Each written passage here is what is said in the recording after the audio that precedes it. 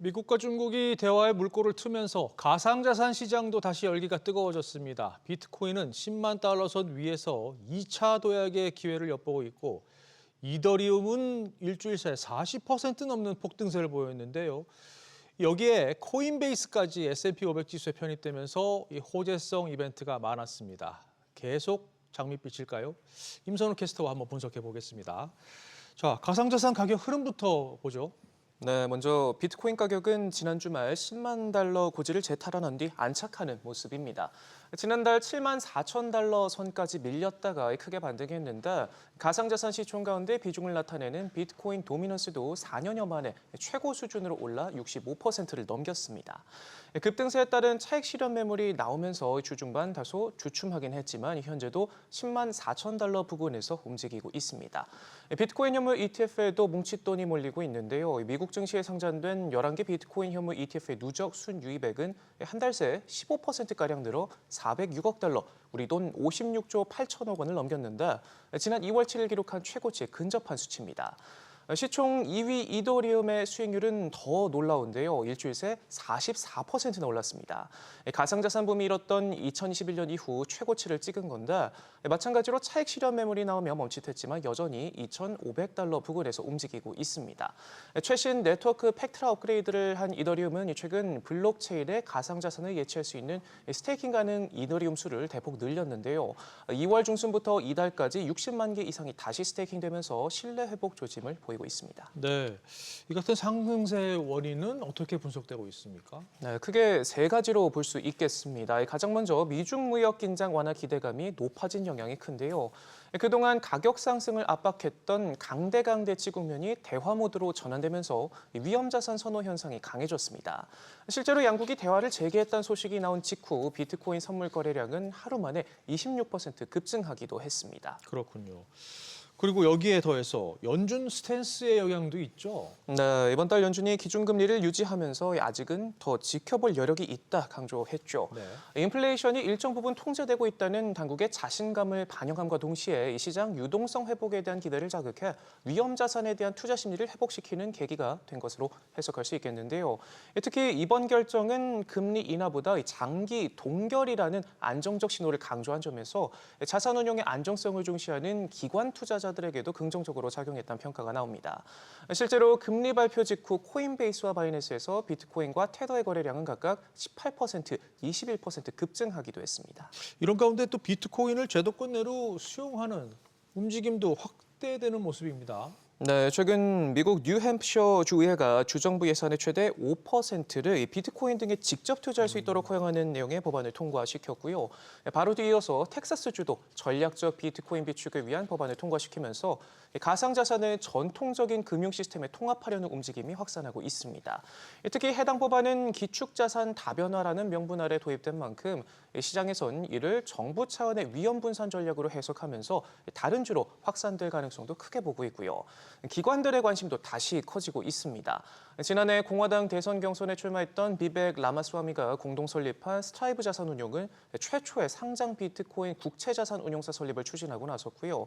스위스 중앙은행과 노르웨이 연기금도 최근 비트코인에 올인하고 있는 스트래티지 주식을 매입해 간접적으로 투자에 나서고 있습니다. 올해 기관 투자가의 비트코인 수요가 같은 기간 공급량을 뛰어넘었다는 분석도 나오는데 비트와이즈에 따르면 각국 정부와 기관 투자자가 총 22만 7,286개, 230억 달러 이상을 구매해 같은 기간 전 세계에서 채굴된 비트코인보다 3배 이상 많은 것으로도 나타났습니다. 그렇군요.